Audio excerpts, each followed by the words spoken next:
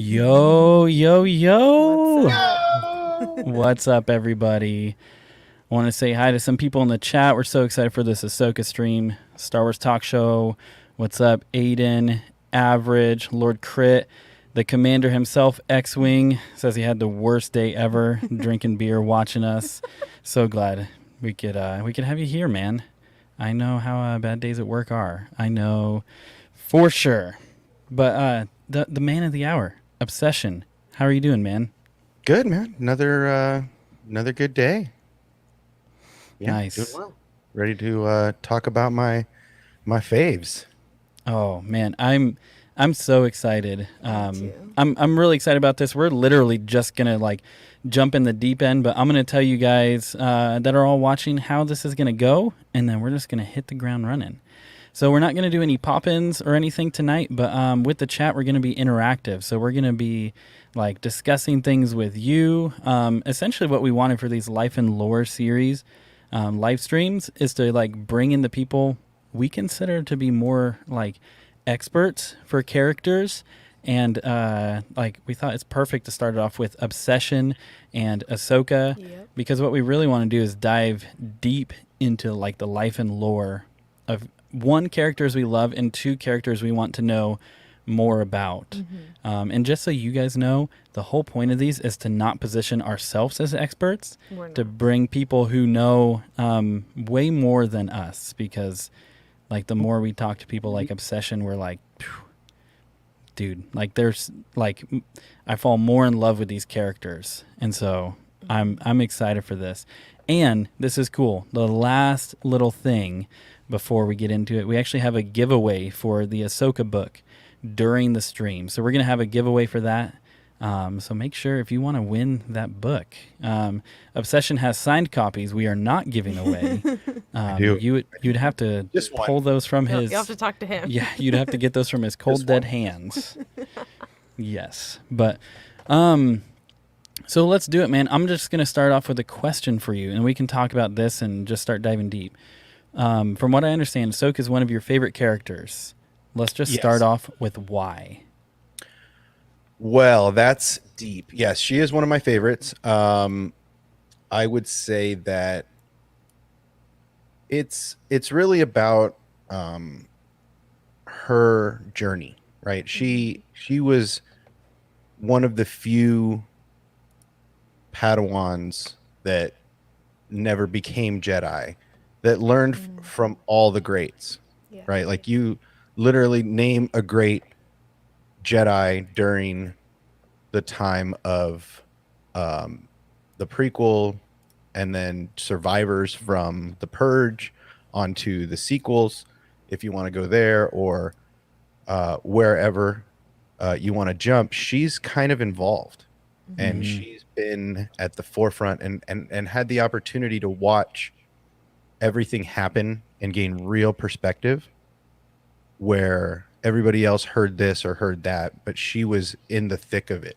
for the longest time and walked away at an interesting time and came back at an interesting time, and then disappeared and then came back. So like she's been this I don't know if you followed wrestling when you were a kid, but she's like Sting, right? She's like up in the rafters watching, quietly and coming in when it needs to happen, not just, when she's called upon, but when, and I feel like she's the truest form of justice that is or was never a Jedi, right? Like she's not held back by the dogmatic views of the Jedi, but she's also not willing to go where she knows she shouldn't go.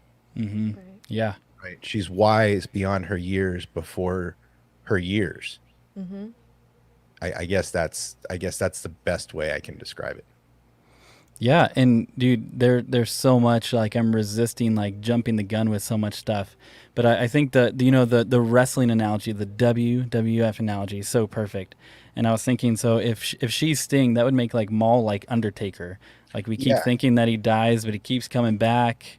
The two keep running into each other. But so Keely, Ahsoka is actually one of your favorite characters as well.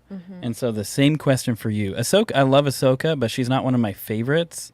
But why is she one of your favorite characters before we start getting into like timeline stuff and like even more deep stuff? Well, there's a lot of reasons. I made a little list. But what just looking at the overarching journey and character development of Ahsoka, like you see strength, you see confidence. She fights for what she believes in. She's almost stubborn in a good way in that, like she knows what she thinks and she stands on that. I think she's a really good role model. She stands up for herself. She stands up for others. She's passionate. She's loving. She's kind. And like if I had a daughter, I would want my little girl to look up to Ahsoka. Like I think she's a really good role model. And she, like she was younger than me in the beginning, but like now she's older than me. But there's moments where I relate to her, and that's always good when you can relate to a character. There's just that connection. It makes you appreciate them more. Yeah. Well, and she's fierce, right? Yeah, she is. It's not she's kind. I mean, yeah, she's all of those things, and that's what makes her who she is. But she is fierce in the moment and fearless. Like facing Maul, I don't think was a fearful thing. She was almost like Kenobi, right? Like arrogant and witty and willing to throw him off his game by insulting him a little bit, but then also so Anakin in the way that she even says it, like, you're lucky Anakin didn't show up. This would be over, baby. Like she's fierce and fearless, but kind and compassionate. Yes. Right. And that's what the Jedi should be. And I guess that's why I love her so much, is that she is an example of what they should be. And they shunned her when they should have embraced her. Yeah. Right. Yeah. And that was the final nail in the coffin, right. in really the Order's coffin, not so much the Jedi as a whole, but the Order.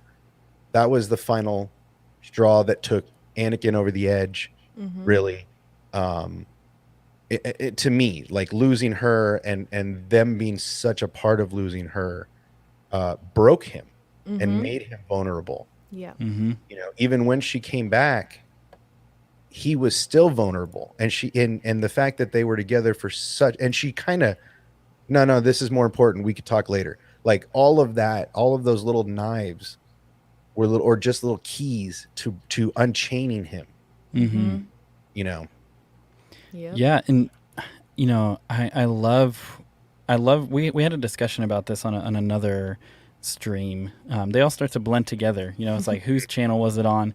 But Aiden brings this up, with Ahsoka and Padme. They're both well written and strong female characters. And I think with what you two were saying, like Ahsoka is like the perfect strong female character. Yep. And like, even if you guys can remember, I mean, the biggest complaint people had about Ahsoka when she first showed up is she was like a kid and annoying. And I didn't think she was annoying, but I did, but she grew on me. I didn't like dislike her or anything, but it was like we actually saw development, and she was really well written. And I think that's so much of why Dave Filoni loves her so much. It's his baby, and you've seen her grow up. And Obsession, I even have a question for you. Like I was thinking about, so you talked about how with Ahsoka you see her in, basically she's covering all of Star Wars, not all of it, but all that we've seen a lot in the animated and in the movies. And there's something that's really interesting even about her early life. She was found by Plo Koon at 3 years old when a Zygerian slaver pretending to be a Jedi, basically trying to kidnap Force-sensitive kids. And he basically steps in, rescues her, and all of this. And so maybe theorize a little bit. What do you think her life would look like if she would have... It's kind of a twofold question. If she had been with Plo Koon instead of Anakin, how do you think the trajectory of her life would have gone? And then maybe while you're pondering that, if you could see her with another master other than Anakin, and I know Anakin wasn't master, all that, yeah. But if if she could have been with someone else other than Anakin, like who would you want to see her be a Padawan under? Well, I think her being found and her story of being found is very full circle when you talk about her, because of what she did with the family she was living with immediately. Spoiler alert if you haven't gotten in the book. Immediately after she gets discovered on Rada, she runs away, finds another family to hang out with, and the daughter of that family is force sensitive, and she does the same thing. Basically, she finds this young, force sensitive, and tells her and explains to her how to protect herself. And instead of taking her because she knew she couldn't, she just told her how to protect herself and to not let her secret out.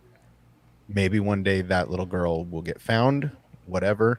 But it's kind of full circle. So watching her, I mean, I would love to have seen her with Plo, but I don't think she would have been the same person. Her Anakin's rebellious phase and Kenobi's grounded perspective really gave her both, right? Yeah. So if Anakin and Kenobi are the left and right hand of the perfect swordsman, they're also the left and right hand of a way to be a Jedi, Yeah. right? Anakin reckless and passionate and focused, and Kenobi's willingness to negotiate before battle, Yeah. right? Because she's always willing to say, okay, stop, let's talk. No, we're not going to talk. Okay, cool. Let's battle, whatever that is. So And that's so right on, man. And I'll let you keep going, but then like I did a bunch. I was like, Ahsoka's life is way too big to just try and go off of memory. I had to do so much research because, like you said, it's just huge. But what you said is so right on, because like the very first like real battle they go in, not like Jabba's son like trying to find him, but when they're going against a Malevolence in Grievous's ship, where Anakin's just like, we're just going to go for the bridge. Like, we're just going to go for it. And Ahsoka is actually the one to be like, hold up. Like, even at at 14, to be like, why don't we go for the weapon system instead? And so, like, even seeing that interplay is so interesting. Yeah, it's awesome, man. Go back to the first time we see her, right? Go back to the Battle of Christophsis, right? Because Rex says that, I was with Ahsoka from the Battle of Christophsis until the Siege of Mandalore, right? So the Battle of Christophsis they're losing outright. Kenobi and Anakin are losing, and they're running out of supplies and they're running out of clones, and Kenobi stalls while Ahsoka's saying, why are we hiding? We're Jedi. We don't hide. We don't run. Da da da da da. And then she basically, comes up with a plan on her first day of school. Right? Like, it's her first day of school, and she's like, why are you teachers scared? Let's go.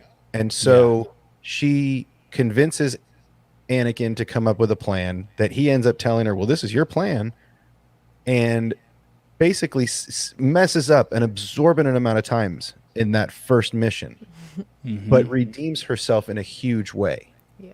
Right. And Anakin even says it, you would never have made it as Obi-Wan's apprentice, but you might make it as mine. Right. And that statement right there. He saw himself in her there and knew he had a hard time being Kenobi's apprentice with all of his talent and all of his passion. And for him to say, you would not have made it as Kenobi's apprentice, having been here. Yeah. That's a big statement, because, and to go back to your initial question, I would have loved to seen her been Kenobi's apprentice, because she would have been more of a master negotiator, would have been more maybe a favor of Form 3 instead of Form 5, like Anakin, right? Maybe more of a defensive, but I think she would have died in the purge. Yeah. I don't think she would have been alive if she was anybody else's apprentice. Yeah. Yeah, dude, that's actually a really interesting point, just because obviously the heartbreak too that comes post Order 66 with her and Rex and her and Anakin. I don't think we would have seen it the same. I definitely think she would have gotten taken out if she had any other master other than Anakin. Well, I mean, all things being equal, and all characters landing in the exact same place when Order 66 happens, or when Mace goes to kill the Emperor and Anakin turns, Ahsoka's with Kenobi. Kenobi and Ahsoka get away, samesies. But then Ahsoka and Kenobi have to fight Vader. Full force, 100% Vader. And I don't think that Kenobi, worrying about his apprentice, has the same reaction time with Anakin. So he watches Anakin, or Vader at this point. He watches Vader tear through Ahsoka because she's not the swordsman she is when she's older. He not only that, but he's been alongside her with Kenobi this whole time, so he knows her, takes her down quick, and then Kenobi is completely watching another woman in his life die, right? Yeah. At the hands of a dark side user, right? Not only did he lose Satine to Maul and watched it, but then he watches his apprentice Ahsoka die to Vader, his apprentice. Oh man, that's he Dunskies, right? It's not even the same. And then the Empire rules forever. So I think the way the cards play out, that's, I mean, she was able to bring the chink in the armor out of Vader later. That's how much their bond was cemented. They weren't father and daughter. They were brother and sister. It was an older brother teaching a younger sister. Right. That, I mean, it's the same between Kenobi and Anakin. Right. That's the same relationship, but Kenobi with Ahsoka, that's a true father-daughter age gap. And that changes the dynamic. That's the thing that made Ahsoka and Anakin so special. It was kids teaching kids. Yeah. Yeah. And I think too, Anakin just understood, understood pain. Like there was a lot of pain in Ahsoka's life. I think they dealt with it very differently. Not that Obi didn't have pain, and Plo Koon and Yoda and all of them. But I think they were perfect for each other, even though the way things ended, wasn't perfect. Well, it's not over yet. There's still there's still some interesting stuff that could. Oh, I mean, yeah, her story isn't finished by any stretch of the imagination. It's still very much going on. We still have a lot for Dave to show us. Yeah. And I guess that's another reason I'm glad I fell in love with the character before the regs got their hands on her. Because Dave got to write her character from a young age to a young woman and show all of her journey, and then bring her back as an adult in Rebels, and then bring her back as even more of an adult in Mandalorian, and now finishing her story. I don't know if this is going to be the last chapter in Ahsoka, or if this is just going to be a preamble to seeing her later. But I like that it's in the hands of Dave, because it's been his character the whole time. It's not somebody else writing her. It's Dave writing her. Even in Mandalorian, Dave handled the episode because it's Dave's character, and that's how important it is. So for me, I'm really thankful that that Dave is in charge of that show, and that he's writing and exec producing, and could even direct. It just depends on how he feels, how deep he wants to be involved in this project. Man, I am so excited for the Ahsoka show. Yeah. But Off topic though, yeah. real quick, with Real Talk and Lord Crit, they're talking about the, I guess, similarities between Omega and Ahsoka, which I don't necessarily see, but they're bringing up some good. So I just wanted to make sure we touch on. Yeah, I think it was with Real Talk earlier talking about the beginning of Omega and Ahsoka and how they were generally kind of disliked at the beginning, and then Real Talk here saying they have different paths, but there's a self-discovery that needs to take place, and I think I think that is interesting because with Ahsoka you see that, but with Omega, like her, like that path isn't really like laid out. It'd be interesting to see how that plays out. But with Ahsoka, it was like she was going to be a Padawan and then a Jedi Knight and a Jedi Master, and she even was a commander in the Clone Wars. And so there's a lot. Like she had, I think her path was like more, like it would have been more straight and narrow. Like she knew where she was going. Right. Yeah, she had a path destined for her until Barriss came and screwed that up. Yeah. And gave her, again, I think if she stays with the Order, she dies. Yeah. Yep. I don't think we have Ahsoka past episode 3 because I think Ahsoka dies with everybody else because it was so strategic. She happened to be in a unique position with an ally she didn't, that nobody planned on. I mean, the fact that Rex was such an old model of clone and he spent so much time with this one person, I don't think the Kaminoans ever expected clones to last that long in a war. And number 2, had never probably tested the effectiveness of because they're kind of emotionless, right? I mean, you see 1 or 2 that are very attached to their subjects or whatever it is, but ultimately they're very cold creatures, and they don't really have this compassion chip in their brains. Yeah. So to think of what is compassion, what is love going to do to the effectiveness of your chip, they never tested that boundary, and no clone loved a Jedi more than Rex loved Ahsoka. He watched a little girl become who she really was. Right. And to say, kill her, his brain didn't work the way it was supposed to because the Kaminoans never expected there to be a Generation 1 clone that lasted all the way through the Clone War. No. Never expected. Right? Maybe 1 or 2, but not really. All of those should be gone. So not only was their brain more developed independently without genetic help for however long, and then love.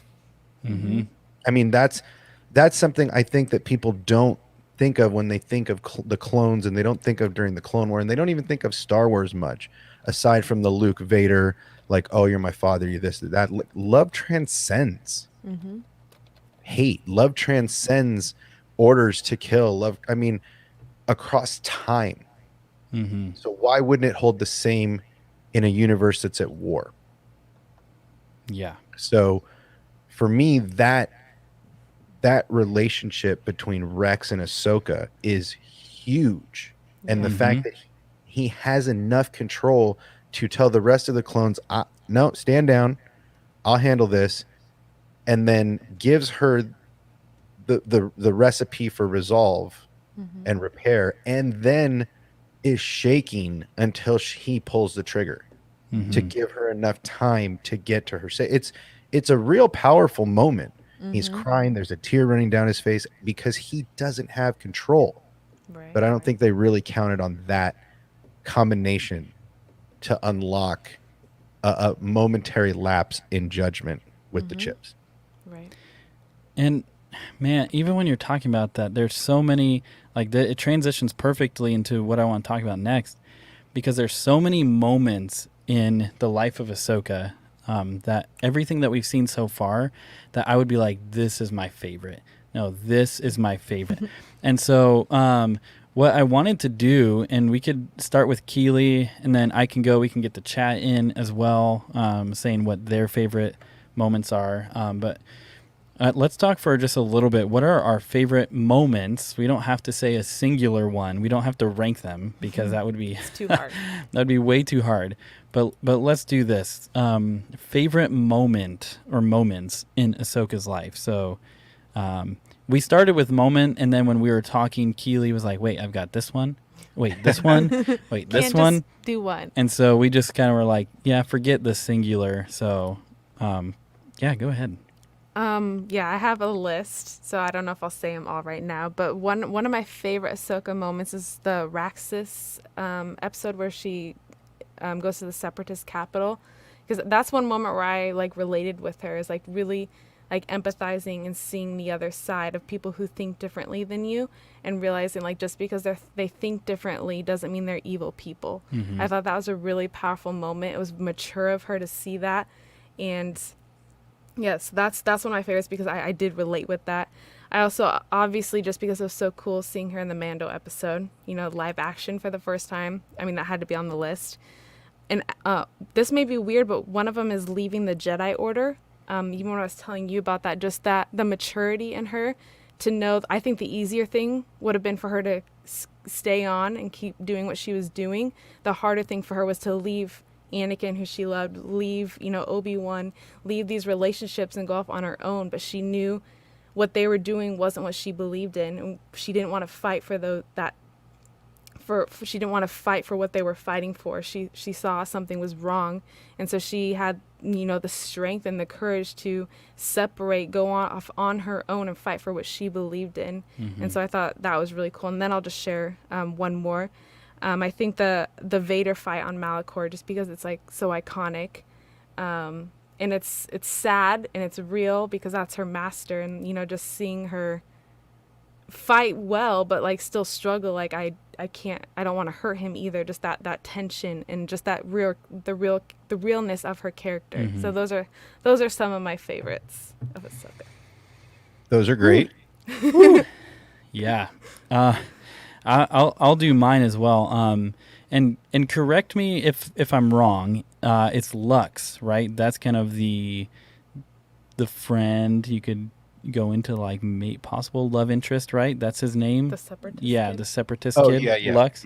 Mm-hmm. I actually really liked that as well. I just found it so interesting because you're told all this time, and granted, I mean, Separatists are bad, right?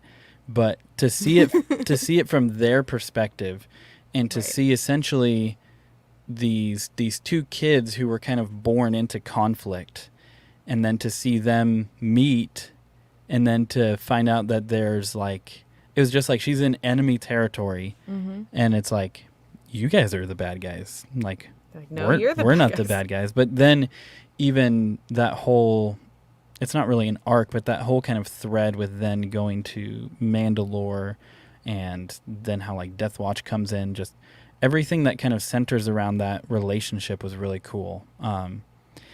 Like for me, I have two more. The Mando live action for me was so cool. I know for her story, it doesn't do like a whole lot. It's kind of just this like It's a little taste. to me, yeah, it's like almost like a place card for what's coming. But I loved seeing live action. Do you disagree with that? It's you think? I would love to hear that. I feel like it's more than a placeholder. Okay. For me, it's more than a placeholder. There's so much there that's important, right? Mm-hmm. Again, she's not negotiating, right? She knows what they're doing is wrong from the jump, right? From the second she gets there. Now, whether she had ulterior motives on getting this person, really, she wanted the I still don't remember her name, but the lackey, launch lackey. But for me, she's not negotiating. You're hurting people, you're wrong, and you have information I want. I'm not negotiating. We're fighting. So come out, give me what I want, or I'm going to kill everybody. There's no negotiation there. And that's what I'm saying. At this point, Ahsoka at that point is literally the best of both, right? She is Anakin right there in his finest. I'm done negotiating. Let's go in and start handling business, right? But at the same time, there is a bit of Kenobi the second, and you see this is part of the episode I don't really think people are grasping. They just see white lightsabers and an orange lady doing kicks and flips and beating ass, and they forget about who she really is and how important these little gems are, right? So you see Anakin in her from Jump Street. She kills everybody in her way, right? Comes out, lightsabers on, lightsabers off, hiya, killing everybody. And then once all of the people in her way are handled, she then knows, okay, they can't shoot me. They can't get me. I'm cool. And walks out of the shadows, very Anakin, and says, here's my terms. I'll be back tomorrow. No negotiation. We're not negotiating. I'll be back tomorrow. Here's what I want. Bye. Right. And goes back to have a campfire and have dinner, right? No remorse, no anger, no frustration, just handling business. And then at the end, she gives the magistrate an opinion. After all the danger's really gone, she says, tell me where he is and I'll let you go. Right? That's Kenobi. Yeah. Here's your last chance. Right? And then even toys with her a little bit to the point where she gets disarmed because she's toying with her. And then goes, oh, okay, I got to stop toying with you. Right? Because there's no immediate danger. You're going to hit me with a Beskar. You got to hit me with the point. You're not going to kill me with Beskar. You hurt me with a lightsaber. If that thing was, then we'd be in trouble. Yeah. Right. So literally, she's toying with her until she gets disarmed. She's like, all right, enough of this. My lightsaber's wet. I got to dry it off. This sucks. Pow. And it's over. Right. So she's so much more powerful than people give her credit for. Yeah. And so, yeah, I think there's so much more to that one episode. I think that episode not only shows us she's still who she is after all of these years, and she's focused. Yeah. She's on a mission, right? She made a promise, and Ahsoka doesn't break promises, right? That's something that defines her, is that she is that person still. If I tell you I'm going to do something, I'm going to do it. By hook or by crook, I'm going to make it happen, especially if it's on the side of justice. She's the ultimate warrior for justice in the Star Wars universe. Yeah. Okay, so this is right here. Obsession is a Jocasta new of Ahsoka lore. So you wanted to know my favorite, so I'm gonna bring it to you. Cool. I'm gonna bring this real quick and let you guys see. This is the mouse shouldn't give us any shit for this, so don't worry about it. But this is my favorite moment. Revenge is not the Jedi way. I am no Jedi.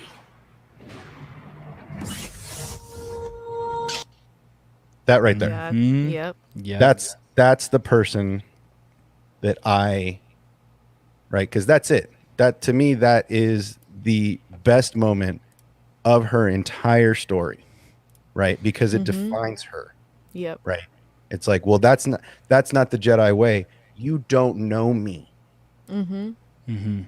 You remember the little girl you left behind. You don't know me. Right. I am no Jedi. I am better. Right. And that's it. Like for me, there is no other. There are amazing moments. She's been through amazing stuff, but for me, that moment defines who she is. Yeah. Right. It's not about love. It's not about hate. It's not. That's how she should look, right? This is horrifying. That's fantastic. Oh my gosh, horrifying. But again, you don't know the life cycle. You don't know the life cycle of every race. You know how they age.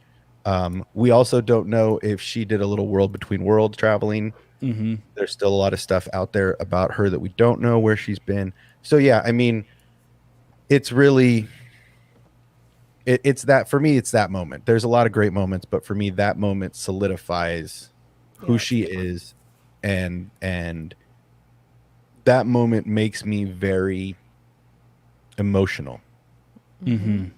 Right. It's that, and then when he says her name, I would have preferred it to Yeah. be Snips, right?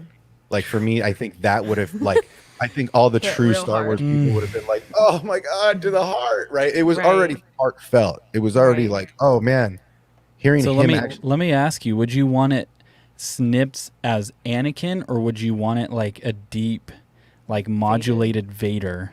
No, just how it was. Mhm. Just it was perfect because it was a combination of both. Like you still Yeah. heard the suit, but it was you could hear it. The only thing I would have preferred they'd done is just kind of made his eyes flash blue for a second, right? Like just a blink, like when he said it, and then you look up and you see the eye, and then it goes blue, yellow, blue, yellow, Yeah. and then bright red, yellow, right? Like that whole process. Yeah. That for me would have solidified the and showed the public, because again, not everybody dives into, oh well, that was Anakin breaking out of the cage for 3 seconds of freedom, Yeah. and then Vader put him back in the cage.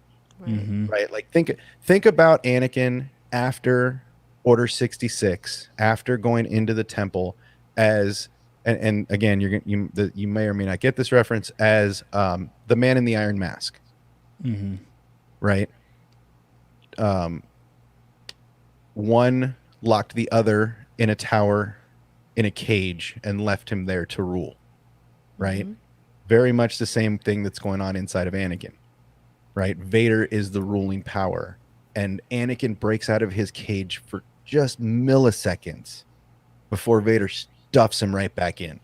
And that's one of those moments where Anakin got out, right? Vader was vulnerable.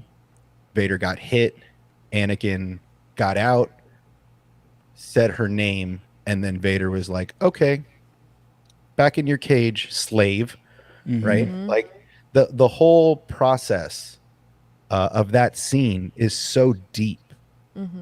And so, and she's even willing to sacrifice her life to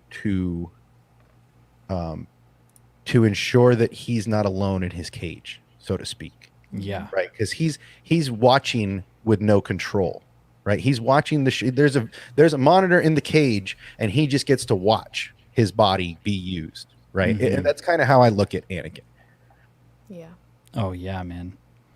We're gonna do a giveaway right now. I just made in my mind. I made the executive decision. We're gonna do 2 of them because the books they're not that much, to be honest.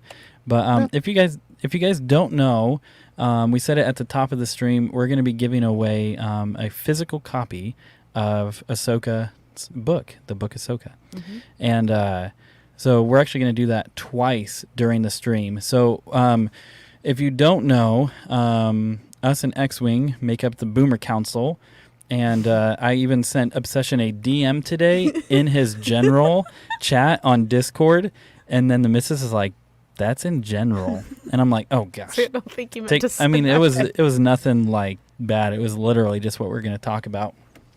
But anyway, I say that because even though I'm 29, I may boomer this trying to do this bot giveaway. But here's what you're gonna do. I'm gonna create a banner just so it is super clear. You're gonna type in Ahsoka, all lowercase, to enter the giveaway. No, that's What's not right? type Ahsoka 4. Next to enter giveaway. Oh, jeez. Yeah. Okay, hold up. I'm 2. already boomering this. Type Ahsoka Hold 2. up. Wait. There we Yeah. go. There we go. I got Okay. Yeah. Thank you. Thank you so much. Well, maybe. Anyway, type in Ahsoka, AHSOKA, right now to enter the giveaway. We are going to give away 1 copy of the book right now and 1 copy later. There we go. And it's a good read. There we go. There we go. It's a good read. Just type it in the chat right now. Do yourselves a favor. We're going to get it for ourselves, too. Yeah. Yep. So I see you, Lord Crit. I see you, Darth Bayou, Jedi Scum, Talk Show. Yeah. Type in Ahsoka. And so what we're going to transition to in a second, I'm going to let this go just for a little bit as we keep talking, and then I will do a roll and pull someone. So, Obsession, this is gonna be your spot to shine. Yeah. Get ready. So I see you Average. I see you Darth Weavin. Type it in Ahsoka. Really make sure you don't type it ASH because No, I one think that's they're all wrong. spelled right. I think they're all And spelled right. two, the bot won't find it. I saw a meme that was like, it showed like Ash Ketchum with like lightsabers, and it's like whenever someone types in Ashoka.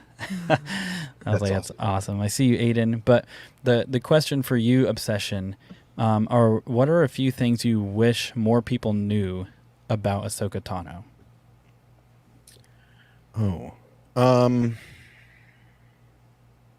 Well, okay. So I did a video on this also, but I feel, and again, this is kind of one of my theories, my ideas, but I hope that they're going to expose and exploit and show us this. That's the word I was looking for. That they're going to show us this in her show. I'm kind of hoping for a lot of flashbacks in a lot of the new shows. I kind of feel like that's how they're going to do some explaining. So I would like to see, well, and I mean, if the book is considered canon-esque, right? Because there's some parts that are probably going to be used and some parts that probably aren't. I would say where her kyber crystals come from. I would say that is, a lot of people don't know about white kyber crystals because there's not a lot written about white kyber crystals. It's kind of like the dark saber. There's not a lot of information on that crystal, unless you're one of us that dives excessively deep. So I feel like the best one of the things I'm hoping for in the new Ahsoka show is that they show that moment and they use that moment as canon, because I feel like that moment is so important to why her sabers sound different, why her sabers look different, and why she chose a different style of saber opposed to the style of her old sabers. So I think more about her lightsabers. I don't think that people understand that they're two different ones. Number one, because people don't really know the Clone Wars Ahsoka unless you're watching it. If you're just getting your information from Mandalorian, which I think a lot of people are, those are not her original lightsabers. Those are not her original kyber crystals. Or I mean, those are her original kyber crystals, but are not her original lightsabers, at least in my world. So I feel like that's a big part because they do sound different, just like the dark saber sounds different, right? They have, it's a different hum than you're used to hearing. And there's a reason for that. It's because her crystals were taken, corrupted, and then she brought them back to the light with just her touch. Yeah, and what's so interesting about that is just even this would be a great video. I would love to even see you make a video on this, just about like all of the, basically just breaking down exclusively all of the lightsabers she's had, like that, like you said, like for people who watched Mandalorian and got exposed to her, for people who are going to watch Ahsoka and are going to get exposed to her, and then also for those who are like, well, there's a lot to Ahsoka. Like, you've got to watch a lot of stuff. You got to read some stuff too. And that's what excites me even about the future of this, is that you have so many people getting introduced to her for the first time, and they're just like, hey, like one of our good friends is like, hey, that was cool. That like female Jedi, that was cool. And I'm like, yes, that was cool. Like, let me not blow you out of the water right away. But there's, like you said, there's so much that is like to her, down to the level of just her lightsabers, and that just it's amazing. Like, such a good character. Well, and that's why I did the time jump video was the first video I ever worked on. That one took every bit of my soul because it took months and it took an absorbent amount of audio takes, so to speak. So that one was painful to make, and then the one about her lightsabers was one that I've had that idea for a long time. I posted that in a super chat on Theory's page probably about a year ago when I first started watching his stuff. I posted that, and like most of my super chats back then, kind of got the kibosh. I've only kind of been taken half seriously these last couple of months. Oh man. But in the beginning, before I had started my channel, those ideas kind of got shot down by those guys. And the crystal one I've had for quite a long time. I think that was the first idea I ever had for a video, and that's one of the things I think that's so unique about Ahsoka's lightsabers is that unless you really read the book and then really process what happened in that scene and what's going on, she's not a Jedi, she's a Force user without a lightsaber, and she's fighting an Inquisitor without a lightsaber, and is not beating somebody up, but really not really having a hard time defending herself. And then in one moment she hears this piercing in her ears, a song that won't go away, that's so strong, that's 2 feet from her, and she reaches out at one moment and just touches the Inquisitor's lightsaber. And it short circuits because her kyber crystals felt her. That's like, there is no other moment in Star Wars to understand kyber crystals as their own beings, so to speak. Right? And that they're alive. They choose their maker. If there's an analogy in Harry Potter, the wand chooses the wizard, the crystal chooses the Jedi. Right? The Sith take, so they don't get a song. Right? But Jedi are chosen by their crystals. So they're almost alive, if you want to call it that. Yeah. And that's an important scene to describe the connection between a Jedi, or in Ahsoka's case, just a gray Jedi, we'll call her, a Jedi and her crystals. That sentient entity in the crystals and the symbiotic relationship between the two. There's no scene for me in Star Wars that's better at describing that than that scene, just like there's no better way to explain bleeding than the scene in the comic book. Yeah. With Vader on Mustafar in the cave.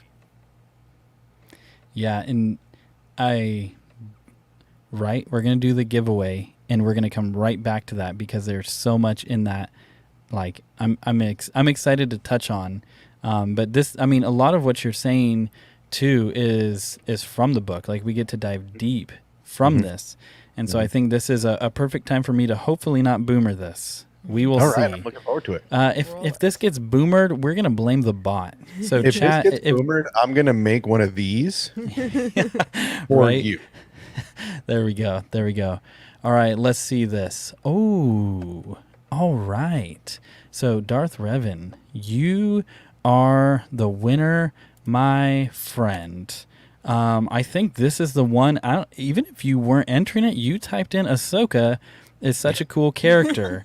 So whether you wanted the book or not, man, you won it. Nightbot right here says Darth Revan has won the giveaway. So what I'm going to do as we transition in a second, I'm going to actually put my Discord, basically my profile name up there so you can add me if you're on Discord.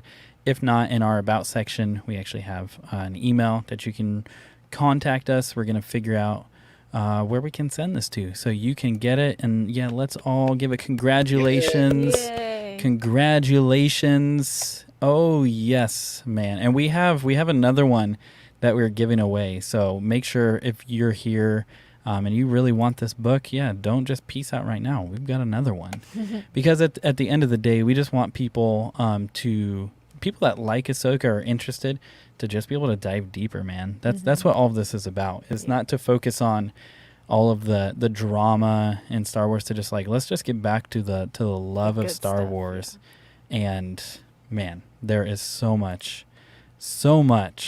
good stuff. With that though, like just thinking about like what I wish people knew about Ahsoka, like just simply like I wish people knew that she wasn't a new character because in The Mandalorian, like that she has this history and that there's so much more to her than that episode. I just wish people knew Ahsoka in general, like just everything about her. So I think it's cool to do things like, even we haven't even read the book yet, but like how can we get Ahsoka out there? How can we tell more people about her? Because I think that's what I want people to know about, is that she's not new. Like she's been around for years and she's been doing awesome stuff. So Well, and she's definitely a role model for young women. I mean, there's again, we don't get to see any other woman figure in Star Wars from the time they were a young teenager to the time they're a young woman to the time they're a grown woman, right. and then an even more mature grown woman. But you get to see her be a bratty teenager, learning the way the universe works, and then you start to, about halfway through the Clone Wars, you start to really see her mature, not only physically but mentally, to where she's taking younglings on their gathering to go grab their kyber crystals. Yeah. And that's not something they let Padawans do often, right? Like that's not something, that would usually be a Jedi Master in that cruiser. Like the trust that Yoda instilled in her to say, here, take these younglings and make sure that they're safe as they get to this location for this huge and monumental thing that they're about to go through. That's how much she had matured, and how much that she was respected in the Order. Again, learning from the two greatest Jedi to ever grace the war, so to speak. Is this for real? This comment right here. Did she really read, or did she really narrate like the audiobook? I didn't listen to the audiobook because I read the book in like a day. I don't read well. I'm not particularly a quick reader, and I read that book in like a day. I literally couldn't put it down. Well, that's awesome. That's true, dude. That's I'm like, so I'm gonna read it, and maybe I'll have her read it to me as I'm reading it, dude. That's why we're gonna do the audiobook, because so we're gonna start doing audiobook streams, and the first one we're gonna do is Ahsoka. So I'm gonna download the audiobook. What up? I'm gonna download the audiobook, and we're gonna play it about 2 hours at a time. Cool. On live streams, and we'll see how long we get. Technically, it's not canon. And I mean, it does say Star Wars on the cover. So, hold on one sec. So, Darth Revan, we're gonna use Amazon. So, if Amazon delivers to your country, most likely we are able to get it to you. But you won, man. Even if we just have to send you a gift card to something, we'll do that. We want you to get this book. You want it fair and square. Can you give it to someone else? So kind. You are so kind. Let's try to figure out how to get it to you first, bro. Yeah. So if you can have if there's some way for this book to be delivered to you, we would love to get you a gift card to it. So if you want to pass it on, we can totally do that. But don't feel obligated to pass it on. We want you to have this book. Oh, Nerdporial Lifeform, what's up? I see you saying, what's up, everybody? Matt Cave, what's up, man? Matt Cave actually has like a really cool video. I just watched on like Star Wars video games. Super cool. Super cool. And yeah, it was cool to watch like some of these old ones. And he even said this, I rewatched a Clone Wars episode when Ahsoka and Yoda take the Padawans to Ilium for their first crystals. Such an amazing moment, not just for the Padawans, but for Ahsoka too. Yeah. One of my favorite Makes me want arcs. to watch Clone Wars again, even though we just finished it recently. Just keep it's not watching hard it. to dive back in either. Like No, I it's I not. often put that in the background when I'm doing other things, just because it's easy for me to listen to. It's not something I'll get distracted by, and like turn around and start watching, because I've seen it so many times. But yeah, I mean, it's easy to dive back in. The same thing goes with Rebels. I'll watch an episode for reference on something, and then without fail, I'm 6 episodes deep because I don't turn it off. So it's Yeah, Yeah. it's good. get through. And yeah, I mean, a lot of people had a hard time with Ahsoka in the beginning. She was a nerdy, bratty little kid, and it took getting used to. But at the same time, that's why her character development is so awesome, is because you get to see more of her. I mean, honestly, I think she gets more screen time than almost anybody. Mm-hmm. Yeah, Yeah, she I does. think so. Nerdporial, I'm glad I pronounced your name better than Echo Base. I guess for what it's worth, I'll hold on to that. Like T. Davidson is saying, yeah, don't give up, bro. We want to get you this book. It's so good. We can even just get you money for the audiobook. Don't run away, man. So I saw Lord Crit had some cool thoughts. I would love to interact here with this.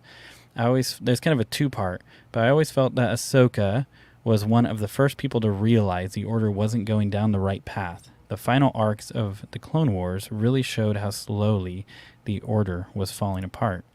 After Ahsoka's departure from the Order, there came more bad decisions, such as a Dooku assassination plot in DD. What is that? I feel dumb. DD. In DD, in Double D, I really wish we got more arcs in the pre-Disney era. Yeah, man, I agree that what I like about Ahsoka is that she wasn't used to like progress a plot. She was like a natural character that fit so perfectly. Oh, Dark Disciple. There we go. Oh, We're all like, what is that? That's not oh what I'm laughing at. you live in That's what North I'm laughing Korea. That's what I was laughing at. Well, can you ask your ruler if the Ahsoka book is allowed? We can send it to South Korea and someone can throw it across the DMZ for you. Oh, that's hilarious. Yeah, I mean, she's got well,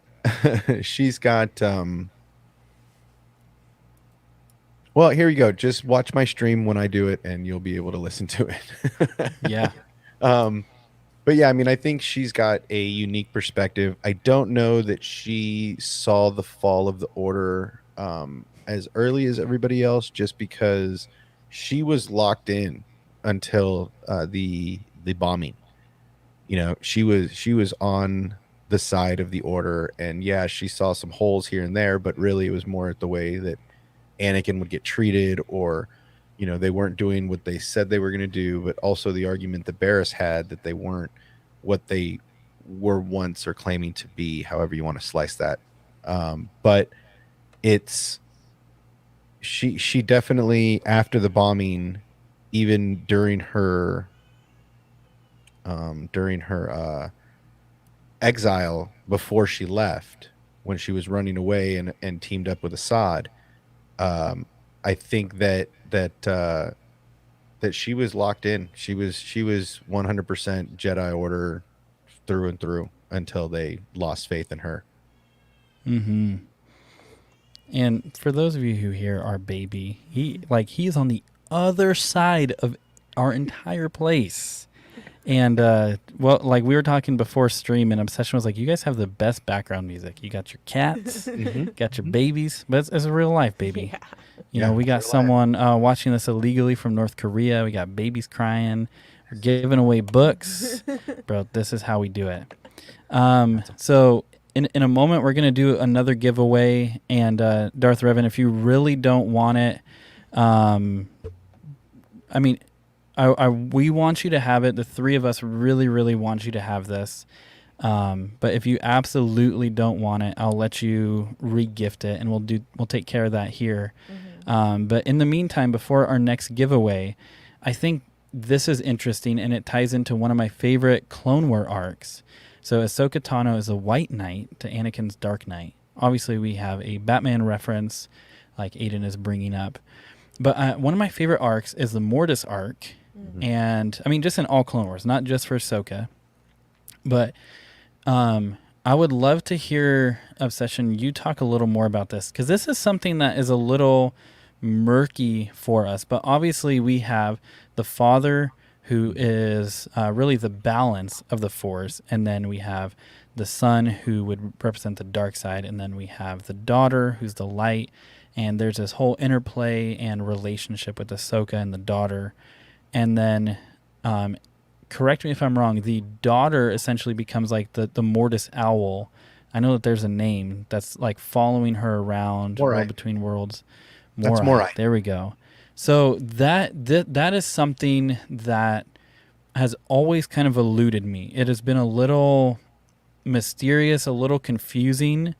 And I would love for you to share any wisdom you have on that, and because the thing is, Dave Filoni is very intentional, so I know that everything's there for a reason. So, like, yeah, here we go.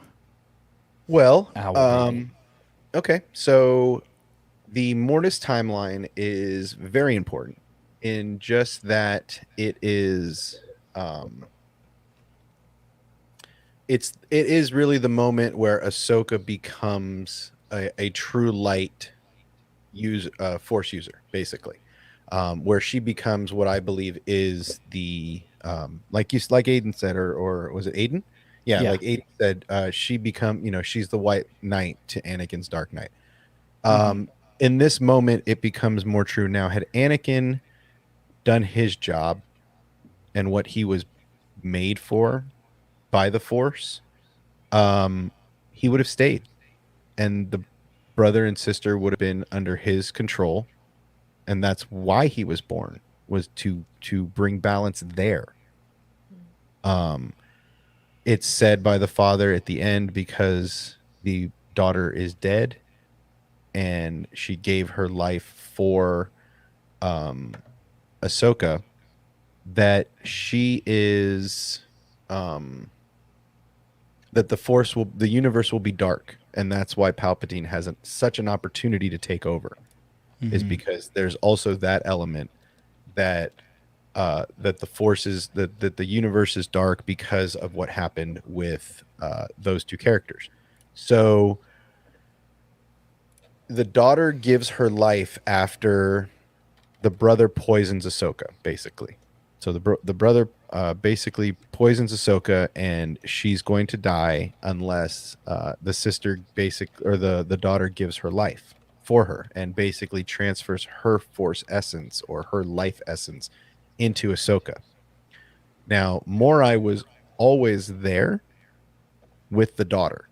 So basically, a little bit, I would say some of the daughter's life essence was always in Morai, because Morai was always with her, with the daughter. So the connection, whether that's an actual piece of her that she extracted through the Force or whatever, again, they can go down a lot of paths with this, but I think, and then that's why when Ahsoka refers to Morai, it's because she's referring to the daughter. And so that is who Morai is. Morai is basically the daughter in I don't want to say incarnate, but in almost like Kanan Jarrus and the Wolf Doom, right? Like Caleb Doom and the Wolf Doom, right? This is the same kind of force essence and force transmorphation, if that's even a word. It is now. Yeah.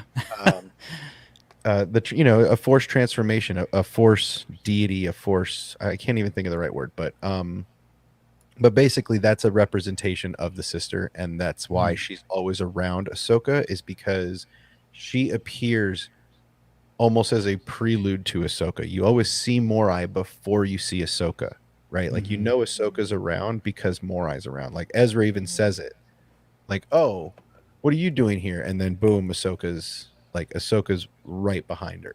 So it's almost like Morai scouts out everything to make sure it's good, and Ahsoka automatically knows it's safe for some. Their connection is very deep. And so technically Ahsoka is the daughter, Okay, yeah. right? Like technically the daughter is part of her. Yeah. And Matt Wilkins, what's up, man? Love your In- videos. Incarnation of the Force. I think, Perfect. yeah. I think that's good. T Money, also liking the stash. Thanks, man. It's just going to get better and better. The I baby's promise in the you back, hating it right now, though. that. Yeah, he's like, please, Dad, please shave. Please shave. You're not my daddy. Okay, so here's what we're gonna do. We're gonna do another giveaway of the Ahsoka book. We're gonna do the same thing. So go ahead, type in Ahsoka again. The missus is gonna go check what's going on. Check what's going on there. He just But- misses y'all. That's all. I know. He's like, Mom, please. Watch, the crying's gonna stop as soon as she gets there. Watch. Probably. He legitimately just cries, Mama, Mama. That's I'm all like, right. Bro, what about Dada? Like, come on. That's all right. You get your star. You get your stars later. Yeah. Oh, yeah. So go ahead and type Ahsoka to enter the giveaway. If you don't know, we are giving away a copy of the book Ahsoka, the most recent one. And so what's cool about this, if you want the audiobook too, we can work some stuff out. T Money says just Ahsoka in the chat. Yep, that's all you need to type. Just her name and it pops up. We're using a bot, so we're going to, like we said, if the bot messes up, we're going to blame the bot, not me. We're not going to say I boomered it. We're going to say the bot boomered it. Yeah. It's okay. The bot got me. The phone app I used for the raffle was like 4, 4, 4. I was like, you can't pick 4 every time. It's not random. Yeah. Well, we had this bot as you guys are typing in Ahsoka. I see you guys. I see it coming in. Yeah, Star Wars talk show. Just says, damn, son. Probably about my mustache. Aiden, we see you. Star Wars talk show. Lord Crit. Matt Cave. Average. T Money. Ironically, I think this puts you in to the raffle. Patrick, Darth Bayou, T Davidson, Bayou. I think it only puts you in once, but you can do it multiple times. Weavin, sorry. Forgive me. It's like lever and lever. It just depends on where you're from. And Darth Revan, if you're here, let me know if you want it or if you don't. Your book that you won, Moff Gideon. I see you. You probably have some interesting thoughts about Ahsoka, wouldn't you? But here's what we're going to do. We're going to roll this giveaway, and let's see who wins this. Ooh-wee! Awesome. So it's going to pop up right now. Star Wars Talk Show. You have won the giveaway, my man. Let's see it in the chat. Some claps. Congratulations. The book is yours. If you want the audiobook as well, we can work that out. Gift card or Audible gift or something like that. We may have one more depending on Darth Revan. Yeah, so we're going to see what's going on there. Oh, yeah. Thanks, man. You're welcome. Congrats. Oh, yes. From what I've heard, this is a really good book, and I'm excited to dig into it myself. So are you. I'm going to listen to the audiobook. Yeah. It's going to be a lot of fun. Yeah, I think Ashley does. Narrate it. Now that I think about it. That's awesome, man. So, there's a few more things I would love to touch on before we go into. So how we're going to end this, so you guys can all see this. There's 2 pieces that we're going to end on. One is kind of the future of Ahsoka. What do we want to see? And then all of you in the chat, you're actually going to vote on what character we are actually going to cover next. We have a choice of 3 because obviously there's a lot of characters, so each week we'll have to narrow it down. And so you, the chat, are actually deciding what our next live stream is going to be. Little teaser, we're going to have the option of Thrawn, Darth Bane, or Anakin Skywalker as our next life and lore. And all of those major characters on the weight of Ahsoka. There's so much to cover. But you know, you're gonna get to choose who we cover next. But what I think, I would love to know what you think, Obsession, about the arc in season 7 with the Martez sisters. I know that this is a touchy subject. My thoughts personally, I do not like. I like the arc. I do not like the characters. I just don't like it because they just don't connect with me. I like what it does for Ahsoka. I think that is an important arc for her, but the sisters, man, they drive me crazy. They drive me crazy. And so, Nerdporial got to drop off. Thanks to Thrawn. Thank you, sir, for joining. As always, it's great having you here, man. So, Obsession. Obviously, we can't throw everything out with... we can't just throw like this whole arc out with the Martez sisters for me. So, I actually don't know how you feel about it. So, with that arc in Ahsoka, what are your thoughts? I think they're important. I know they get a lot of hate. But I think they are they're the connection to Rex. Right? Like that's so we see the sisters in the you know, they're also important because they're the ones who really show Ahsoka who the Jedi aren't. Mm-hmm. Right? Like their perspective on the Jedi. So I was trying to find the scene. I'm still trying to find it because I want to do a video on it. There's a scene that the sisters describe, and I thought I want to find it. It's somewhere. And it's in the Clone Wars, and it's when Ahsoka was relatively young. I believe it was the Zero episodes, but they're so sporadic. You know, he's in jail here, he's trying to kill Padme here. It's so sporadic. I really wish Disney Plus would just suck it up, do us all a favor, and put all the Clone Wars episodes in chronological order. No matter what season they were part of, just give it to us straight. That way you're not confusing the fans, especially the new fans that are going to try to get caught up before Ahsoka. Mm-hmm.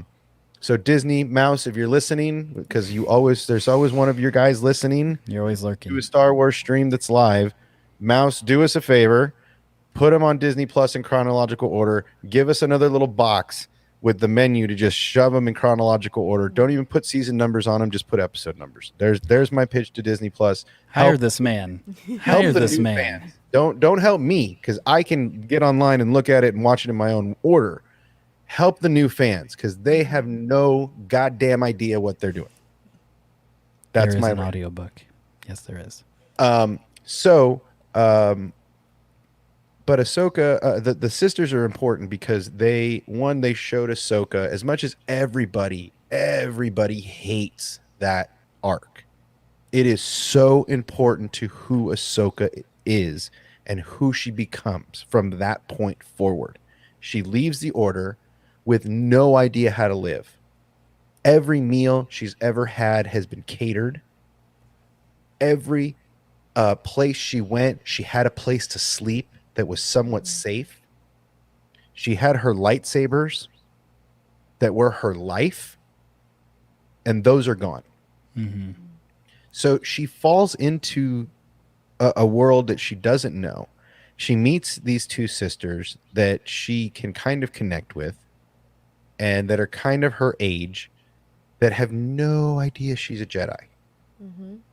And then they show her the ropes of the universe. She gets caught in some crazy predicaments. But all of that arc is so important. How else do you find Maul? Yeah. How else does she know how to get to Maul? So the whole Siege of Mandalore hinges on the sisters. Yeah. About Ahsoka being in the right place at the right time by the will of the Force. Right? It's so important and it's so hated. Those two girls are so hated. But their connective tissue is so important. Mm-hmm. And even in the next time we see them in the Bad Batch, who gives Rex the information on the Bad Batch? The sisters. Yeah. Who put the sisters and Rex together? Ahsoka. So Ahsoka and Rex leave, I believe it's the Bogdan Moon, something like that, where they crash the Venator and where they land their Y-wing and bury everybody, and then they leave together. And then Ahsoka, where does Ahsoka go? Where in the universe can Ahsoka and Rex go? Who the hell can they trust? Because everybody they know is either trying to kill them or is dead. So who do we go to? I know two people that got nothing to do with nothing. Yeah. Let's go. Okay, cool. I'm going to leave you here with them, and I'm going to get another ship, and I'm going to bounce because I got to be invisible. Right? Those sisters are so damn important, and people hate them so much. For me, they just annoy me, to be honest. I get it. like everything you're saying, man, I'm like, dude, it's so right on, and it is needed. There's just something, I don't know, maybe it's the like Jersey girls in the Star Wars universe that's like getting me. But dude, you're so right, because there's so much like the Matt Cave. We even popped it up for a second, hearing the story about how their parents died. Well, yes, and that's that whole thing. It's like, oh, okay. dude. Well, that's what I was trying to get to, that I got distracted because I went on a rant. They describe Depot and Ahsoka showing up to their door after they crashed the ship chasing Zero. I think that's where that scene is. That I can't. I just need to suck it up and find all of the Zero episodes and go through them all at one time. But Ahsoka was already connected to these girls before they even met, so long before they even met. Right. And so Ahsoka, and I get it, they're annoying, but they're orphans, right? Number one, they're orphans. They're women orphans. So they're lucky they're not slaves to somebody. Right. And yes, the young one is irritating, but she's a brilliant mechanic. And the older one's kind of a jerk, right? So I get how people don't like them, but their importance cannot be stressed. That arc in season 7, yes, is boring. Yes, it's slow. Yes, it's characters that mean absolutely nothing to most people in the Star Wars universe, but they're so important to what happens at the end of the day. Yeah. And, right? Like, did you ever watch Groundhog's Day? Oh, yeah. Over and over and over. She's Bill Murray.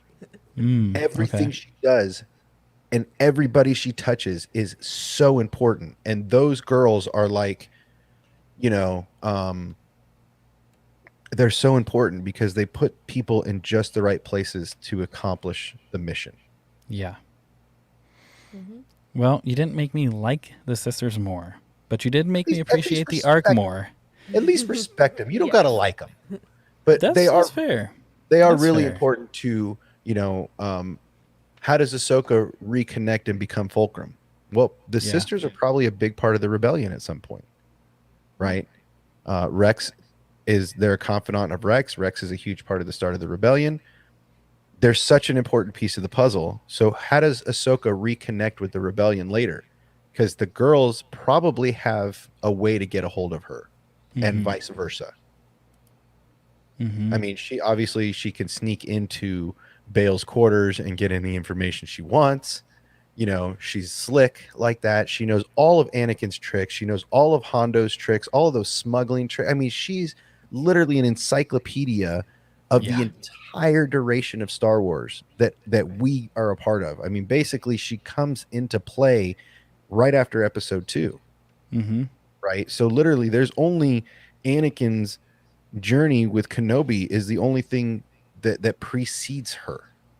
And that time she's in the temple learning from Yoda and the other Grand Masters because she's living at the temple. Like, she watched it all. She even probably watched Anakin as a youngling as he's making his way up being this shining Padawan. And, T. Davidson says it, nailing more points, man. That's exactly why we brought Obsession on. Not just because he's a friend and it's just friends who get on here, partially, but he knows his stuff, man. And that's why, like, there's so much to Ahsoka. And it's like, yeah, we can make videos and talk and research, but it's like, let's just do a live stream where we're only honestly we're only scratching the surface. Oh yeah, Like if we did a full, I mean, it would be 6-7 hours easily if we were to like really dive deep. Right. well, I mean, it's really the entire Clone Wars. I mean, and Yeah. really, it's the True. entire animated stuff minus Resistance, and then her book. Like, if you really want to dive into it, it's hundreds of hours. Right. Yeah. Because that's how deep Ahsoka's story goes. Like, it's almost on par with Anakin's, right? Like, so that dark night, white knight kind of thing, it is very true. I mean, they faced each other. It ended in a draw. They both went to their neutral corners and not to ever meet again. Like, we're only going to get one act of that, Yeah. right? There's never going to be another act of that because Right. in my universe, she's hiding in the temple on Malachor for the entire duration until Vader's death, until Anakin and maybe, there's word that she's never going to see Anakin's Force Ghost, which is or even be able to connect with Anakin like the rest of the Jedi that are departed, which is kind of sad. Yeah. Never him never getting to say, I redeemed myself, him never getting to apologize to her, him never, that's sad, because she has to go through life knowing that that her master fell and that she feels like she let him down. And that's a huge part of her, is there's a lot of guilt in her, right? There's a lot of guilt. It's not, anger or it's just guilt. It's, I left and this is what happened.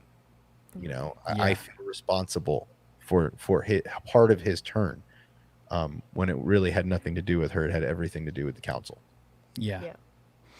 Man, that's really good. We're gonna do this and then transition into the last two portions of the stream here. Again, I mean, thank you everybody. There's 22, 23 of you here right now. First off, thanks so much for being here. We've had a bot saying this, but please go subscribe to Obsession if you're not subscribed already. The man has great content. He's playing through Fallen Order right now. You just got your PS5 today, so I'm sure we're going to see some sweet graphics pretty soon. Yeah, I'm just getting it hooked up. And I think I can continue from where I was on my PS4. Oh, on nice. my PS5, I think. So I don't think I have to miss a step or start over, which is great because I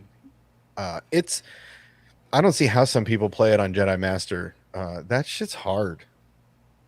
Shit's hard. Yeah. Oh, yeah. I wanted to remind myself of this. Thank you, Jedi Scum. Happy birthday, Charlie. Happy birthday. I think I saw like on your Instagram, Kat sent you something and you were saying like tomorrow's my birthday or something like that. Happy birthday, bro. Seriously. So awesome that you're here. I hope you've had a great day. Yeah, thanks for spending a little bit of your birthday with us. Matt Cave went and subscribed. Thanks, man. Thanks bro. for subscribing to Obsession. He is awesome. So we're gonna do. I don't know if Darth Revan ends up wanting the book or not, but what we'll do, since the books they're seriously so cheap, we'll just do another one. And Revan, if you still want it, cool. I know you're here. You just popped up. If you still want it, cool. But we'll still send you it. We'll still get you it. But we'll do another one, just because I'm feeling generous. It's Charlie's birthday, so we'll say that because of Charlie being born today, we'll do another book. Because they're not very much. Yeah, Charlie's right. Her art's pretty awesome. I'm trying to get her on my stream. She real bad at replying. So if anybody is buddy with her, tag her on something and have her get a hold of me, because I really want to do a stream with her, because I want her to do a big piece of art for me, or a piece of art for me with Ahsoka. That moment we were talking about earlier with the lightsabers and the Inquisitor, that's the scene I want her to illustrate in her art. Oh yeah, man. I do know she said like she's not super active on Discord, but yeah, No. get her art. Her art is Yeah. unreal. Yeah. She's so talented. Good. So So talented. good. So last one here. If Type you, I know Ahsoka. Star Wars Talk Show said he's gonna like contact us after the stream. Darth Revan is possibly under watch from the Supreme Overlords in North Korea. Don't know what's going on with your book there, but nonetheless, if you want the Ahsoka book one more time, type in Ahsoka. We want to get this to some people. Yes. Oh, unrelated to Star Wars. Two Star Wars nerds. I got a threat level midnight poster on my wall. I should send pictures in the Discord. You should. Yes, we will send a picture of ours We have as it well. too, We yeah. have a threat level midnight poster. Yes. Yes. So good. Any Office fans in the chat? Come on. Well, we want him to type Ahsoka though. Yeah. Don't Type we don't be Ahsoka typing Yeah. Michael Scott or Dwight Schrute Type or Ahsoka anything. so you can win the book. Yeah, Yep, There we so- go. They're coming in. Maybe Webben can get the ruler of that country. They should read it together. Yeah. And he might love it, and you don't There even you have to go. like. He doesn't even have to tell anybody. Just be like, "Come on, man, come to my house." Or You I'll could come get to a you could get a Nobel Prize for you. peace. Peace Prize for Star Wars is through Ahsoka. What is threat level midnight? It's another I'm stream. here. I'm gonna drop a link. Nobody say anything in the chat. Nobody say anything about threat level midnight. Please, average. Do not Google it. I just want you to watch this 24-minute link that we are gonna put in the chat. Okay, and hopefully you still like us. later. He'll like us even more. Okay, so there it is. Please click that link. Just hit save to watch later. Right after this, go watch it. You'll fall in love with Ahsoka even more. No, not really. Okay, back on topic, because if you get me talking about The Office, we're gonna get Let's way just roll it. Let's roll for the last giveaway, and we're going to start to land this plane. Oh yeah, awesome, man. Matt Cave. We just connected recently. Congrats, Matt Cave. You won the book. Give him a Yay. congrats in the chat. Yay. That's awesome. And now you guys know, like, I'm not playing favorites or anything. Like, the bot is choosing people. And there's a good amount of you that are all eligible. So, congrats. Congrats, man, on the book. Yes. Can I have the audiobook, please? Yes, just make sure you get in contact with me. Otherwise, it will get lost in the interwebs. So I'm gonna put my info in there again. Our email's also in the About About us. Us. Yeah, so you can Whatever click the that's About section of our YouTube channel. If you have Discord, you can contact me there. If you're in X-Wing or Obsessions Discord, I'm there as well. But here's what I want to do, and I want to start with you, Keely, talking about the future of Ahsoka. Is like, I think we're all excited for the Yes. future of Ahsoka, but I want to know, is there anything you two in particular are especially excited about, things you really are itching to see? And even chat, what are things that you guys are looking forward to in the future of Ahsoka? Because it's coming quick, I mean, and we're going to get a lot. I want to see her find Ezra. I mean, that's not anything like surprising, but that's kind of what I want to see. I obviously want to see like what she's been up to after her, because I don't know really the timeline, but after her and Rex, after Order 66, like how did they separate? How long are they together? You know, just fill in those gaps. I'd like to see like the world between worlds stuff. I mean, I just want to see more Ahsoka. I don't have any like really expectations of where they're going to take the story, because every time I try to be like, oh, this is where we're going to go, it doesn't happen. And so I'm just kind of going to be an open book and just give me more Ahsoka. And these are some ideas of like, maybe I kind of want to see this, but I'm just open to whatever, as long as they keep her character, the same, continue to develop her as she is rather than completely changing her into something else. I just want to see Ahsoka as Ahsoka. That's good. That's good. Before we go on to You Obsession, Charlie says he's got the connection. Ooh. Make it He's happen. got the connection to Cat. Get a hold of me. No, So stop being so elusive.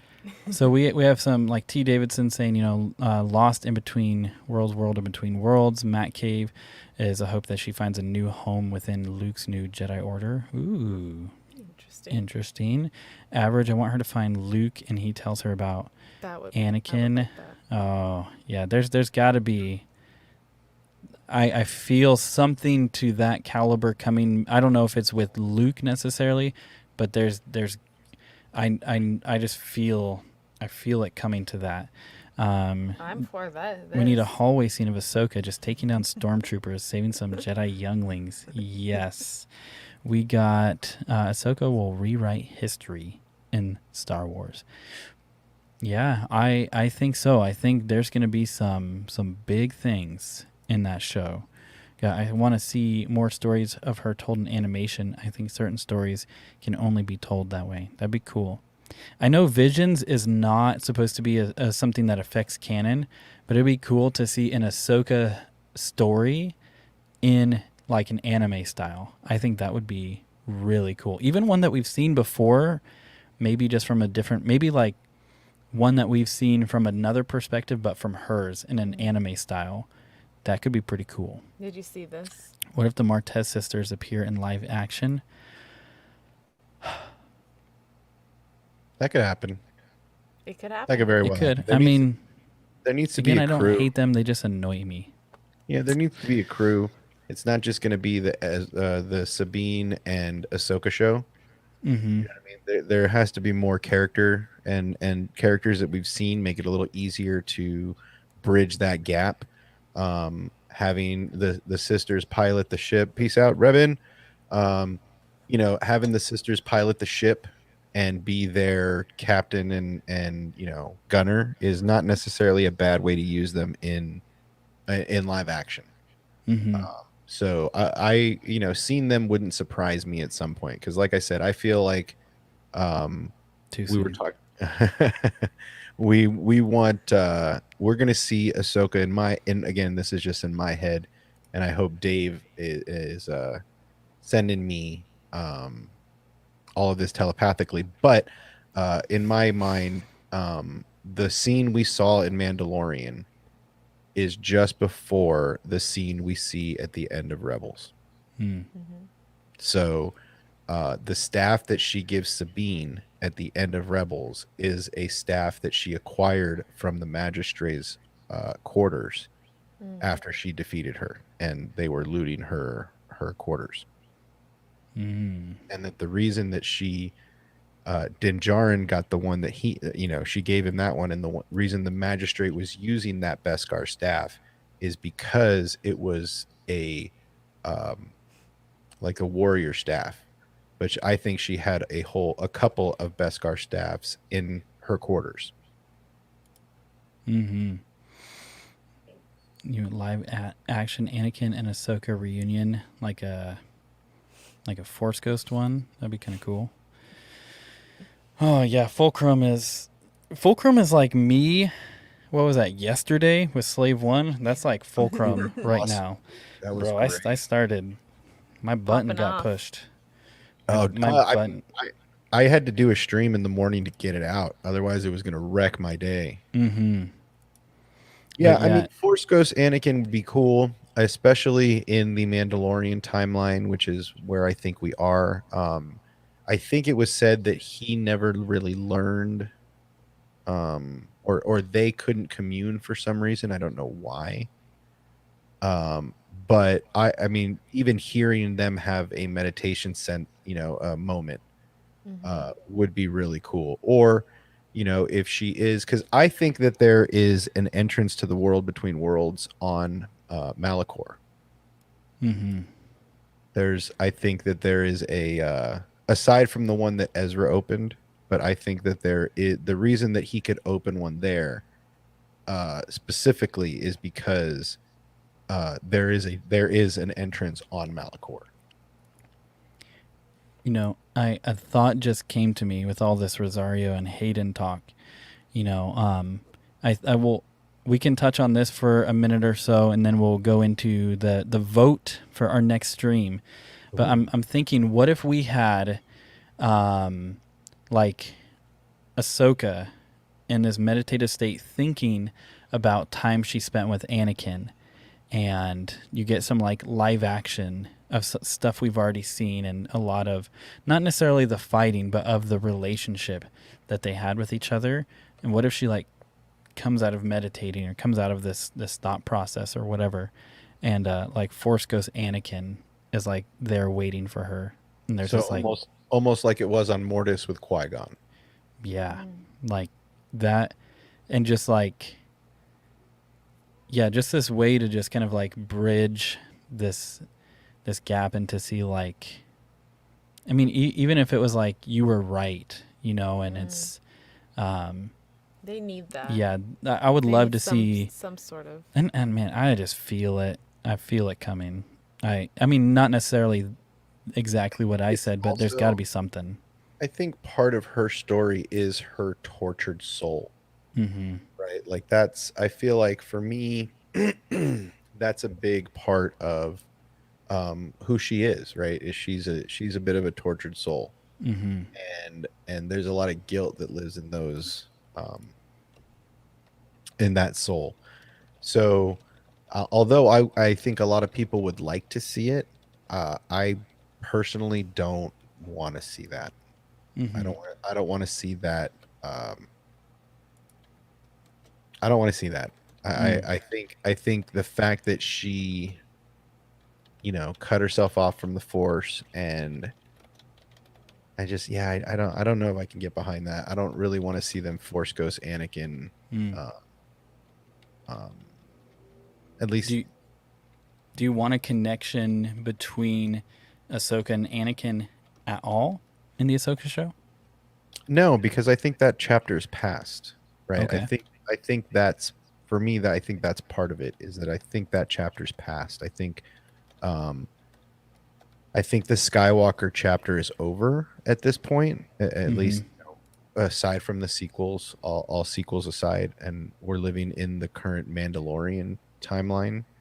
I think that the Skywalkers have passed. I don't want to see I don't want to see Vader I don't want to see Anakin as a Force ghost. I want this to be about what it's supposed to be about. It's supposed to be about finding Ezra. Mm-hmm. Right. It's not supposed to be the Darth Vader Anakin Skywalker redemption show, right? It's supposed to be Ahsoka's journey in finding Ezra. And Yeah. that to me is more important than a Anakin Ahsoka scene. You know, finding Vader, finding Ezra and Thrawn, and rescuing Ezra from Thrawn, because that's kind of what it feels like they're leading to. You know, I feel like that's a big thing. I would like to see the scene in live action that was at the end of Rebels, of Ahsoka, live action Ahsoka coming to get live action Sabine at that mural in that cave on Lothal, and her giving her that Beskar staff, and her kind of taking it and like putting it to the side and being like, no, I got a lightsaber, and like powering on Ezra's lightsaber. Like, I think for me, that would be like, oh, we'll take this for the ship when we find Ezra and I need a weapon, but I'm cool, I got his, and be like, and then, you know, go on their journey to find Ezra and Thrawn. But I think the Skywalker time has passed. Let's leave him be for a little bit, at least until the Kenobi show, and then maybe season 2. I love how respectful T Money is. He respectfully disagrees with you. Yeah. So kind. But yeah, I see what you're saying. You know, I personally, I would love to see and some kind of Ahsoka and Anakin, I don't want to say redemption, but some reconnection there, and not like a major arc. I would just like something, and like I feel like my heart, it would leap out of my chest. Like, it just, just wants it. Okay. You know. How about this? Here's my Ahsoka Anakin moment. However they're going to end Ahsoka, at some point she is going to end. Mm-hmm. I want Anakin to do what Kenobi did for Anakin as he was dying. I want him to teach her how to transition the way Qui-Gon taught Kenobi. Okay. I want that circle to be complete. I'm teaching you things no one else can teach you, right? As your master, this is how I'm going to help you transition into what I am and what Kenobi is and what Qui-Gon and Yoda are, right?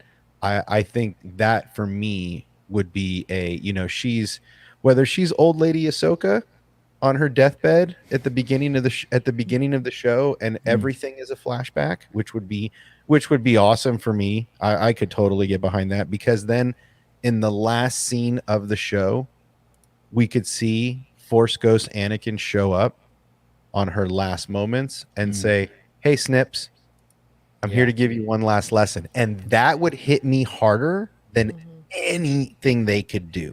Yeah. Right? Like an old lady Ahsoka, or it's got to be kind of like that, like transitioning kind of like Yoda, right?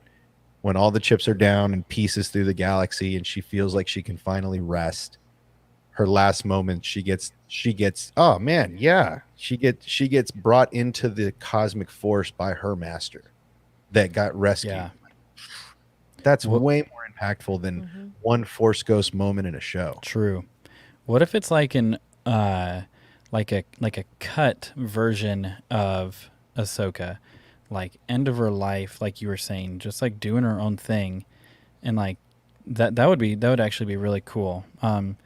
Let's read this, and then we're gonna all take a vote on what we're gonna do for our next Life and Lore stream.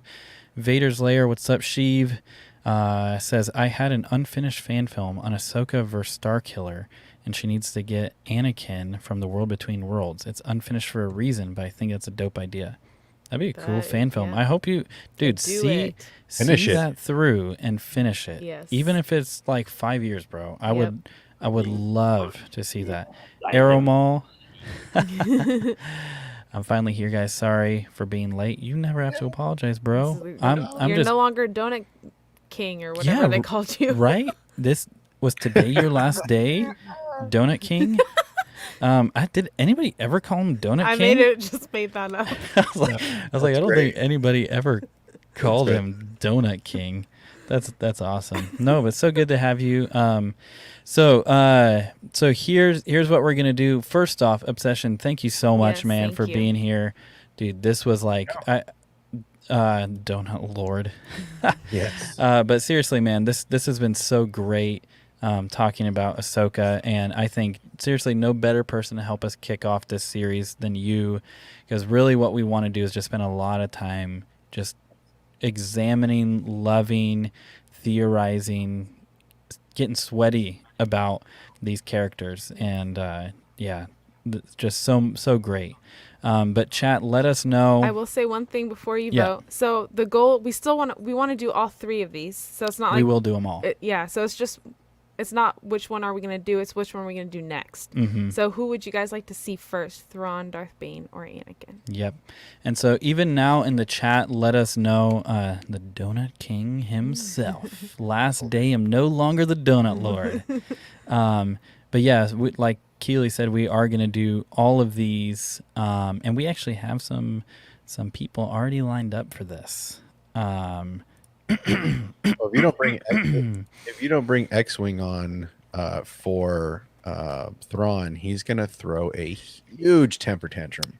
I did tell him he could come on, but maybe I just want to see him get upset with me. He's on the list for Thrawn. He is Thrawn. Gotta be on that list. Yeah. He would. I'm sure the Force would. guy. I'm sure the Force would activate in him if I didn't bring him on. He would Force choke me all the way from his house. Huge temper tantrum. It would be great. Okay, so we have Thrawn, Anakin, Darth Bane, Anakin. Save the best for last. Thrawn, Anakin, Bane, or both. Double. Anakin. Okay. So I'm seeing. So let's see. Thrawn. But before we end, let me make sure. I go up and didn't miss any of these. Yeah, so just down. Okay, so here we go. I was just making sure I didn't miss any of them before we get started. So we have you count Anakin. Okay, Anakin. We got Thrawn. Got another Anakin. Another Thrawn. Oh, see who's doing Another Anakin. Thrawn. She's doing Anakin. Okay. Wait, I'm. Wait. Yeah. who- See, Yeah. You're Okay. you're doing Okay. Anakin. We got one for Darth Bane. You'll be Darth Bane. okay, I got So you Bane. keep track of Bane. Got another Anakin. You got a Thrawn. This is how boomer we are. We're using our fingers to freaking count this. Okay. So funny. Anakin and Bane. Well, fair enough. Anakin. Geode. Thrawn. Geode. I love Stream it. over. Geode. Let's go. I'm on the list for Darth Bane, right? Bro, you are You are the the dude list. for Darth Bane. Thrawn is the most relevant for Ahsoka show. I guess I can be a Thrawn, so I'm at 6. And Anakin. Bane.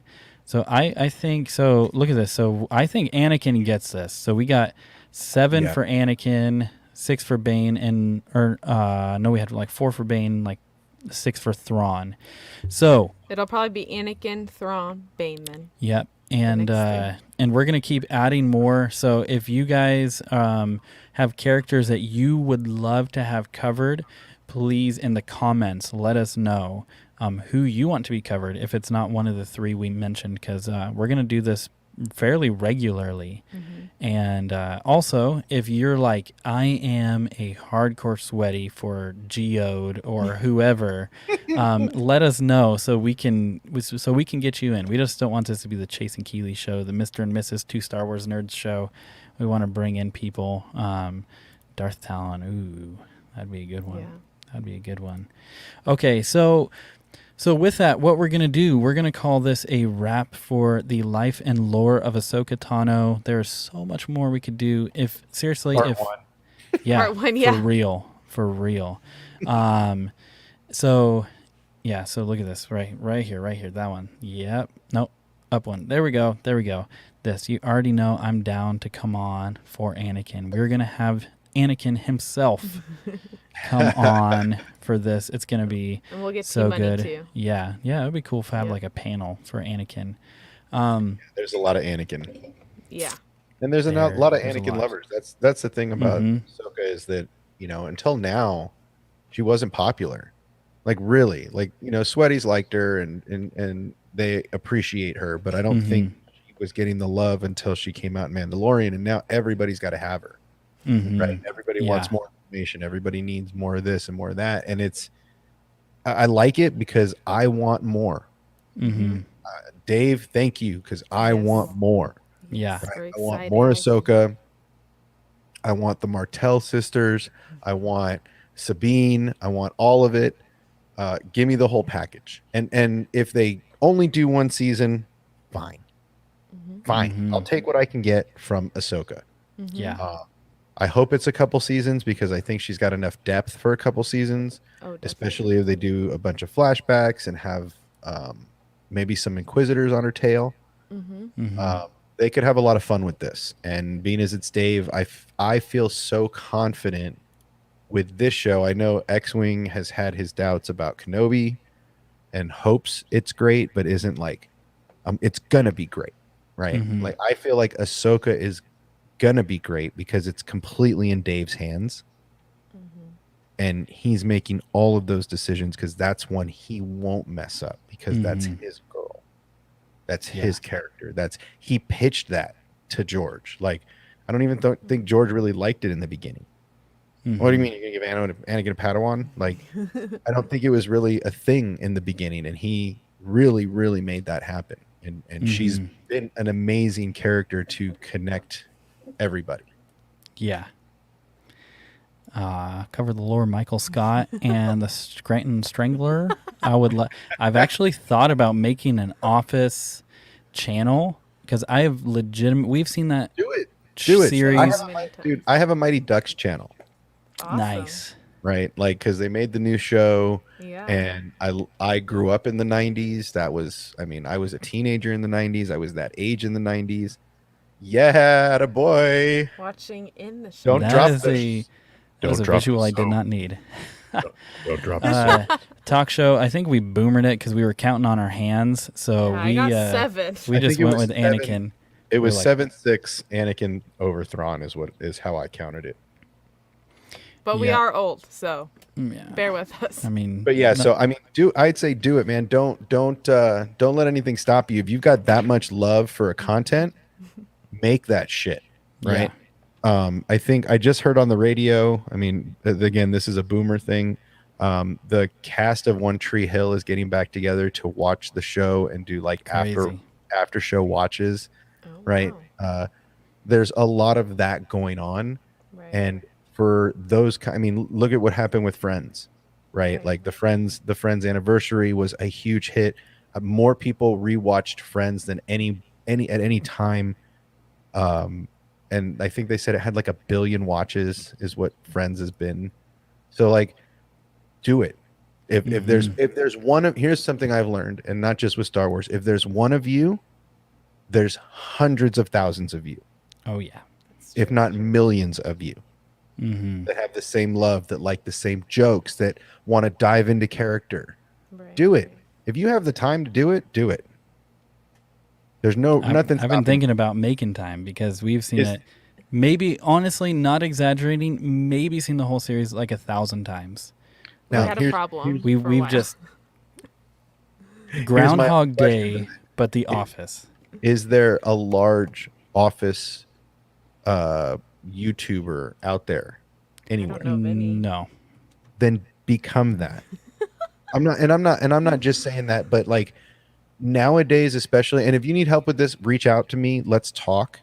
Airmal, I'm gonna do that. I might do that on Saturdays. We'll see. I think it might be sporadic because I mean I don't have anything on the books right now, so I'm pretty open. But stay tuned. I'll let you guys know in the Discord.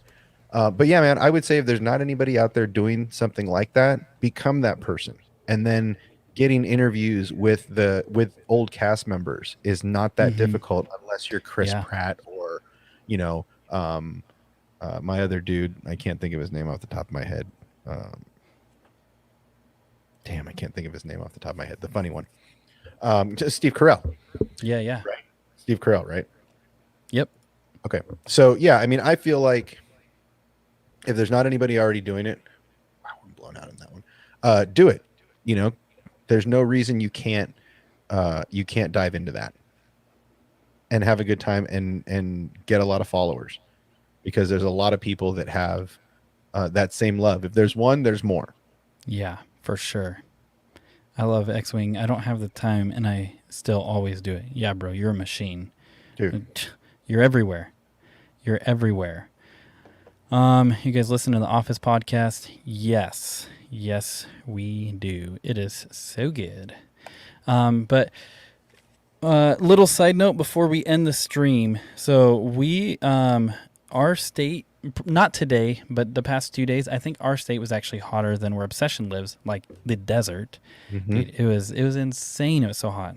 I moved my camera because the missus went to be with the little dude, but it was like we're gonna do these on Sundays at 3, maybe not every single week, but anyway, when we do these, it's gonna be at a time where it doesn't interfere with any of our friends' streams, just because we want to make sure that, you know, we're supporting one another.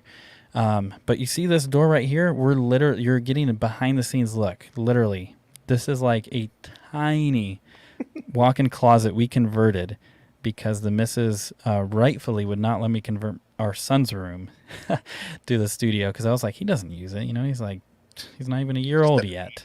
Yeah. She's like, but he will. But anyway, that's why you see this door, because it's still stupid hot up here. So we're like, we don't care. We're actually a high budget channel because we paid a lot for all of our gear, but we're like high budget, low subscriber. That's like where we're at right now. And it's like, yep. Dude, I am definitely high budget, no follower. Yeah, you are. Yeah, you are. But yes, I mean, that's the that's the fun part. That's the whole reason I did it, because I was learning how to do it, and I was like, I'm just gonna do it. Yeah. Well, thanks everybody for being here. I see you guys saying this. So Twin Suns hot, yes. Drink plenty of high quality H2O, dude. I'll say this, and then we'll end the stream. Yesterday, we literally had to leave our house and go to a friend's house yesterday. It was so hot. It was like 90 degrees inside because it was, like I don't care if you guys, I'm not telling you where we live. We live in Oregon, and it is not meant to be that hot. And it was crazy hot. I had an AC unit years ago. I was living with family members, and the AC unit went out in the middle of the summer, and it was 105 that night. And the family member grabbed their children and left, and I suffered in that house, and it was 98 degrees in the house for the whole night. And there's nothing more miserable than being hot at home. Oh, so yes. So I have noticed that you guys, I've been thinking about you guys up there because it's hot. At least here in Nevada, we're built, our houses are built with a lot of air conditioning. Yeah. To fight that. I feel for you guys, and I hope it stops very soon.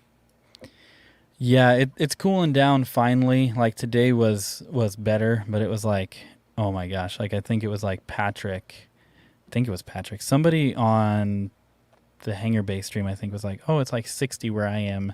And I'm like, oh, dude, that sounds amazing.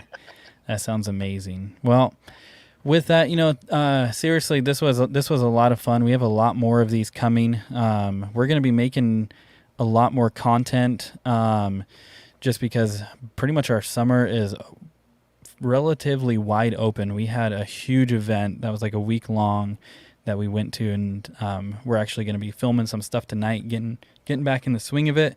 But seriously, thank you all for being here. Lord Crit up 110 where you are. Thanks for the Ahsoka stream. Crazy, man. Who are we to complain? I was texting him earlier, and I was like complaining about the heat and saying it, and he's probably like, yeah, okay. Okay, Snowflake. Like, yeah. All right. But we're going to end it on this note. Ahsoka is one of the best characters in the entire Star Wars universe. Thank you all so much for being here. Seriously, this is for all of us. This isn't for anything else other than a bunch of sweaties getting together to talk about this. Make sure you go subscribe to Obsession. He has some great stuff coming up. And with that, may the Force be with you always.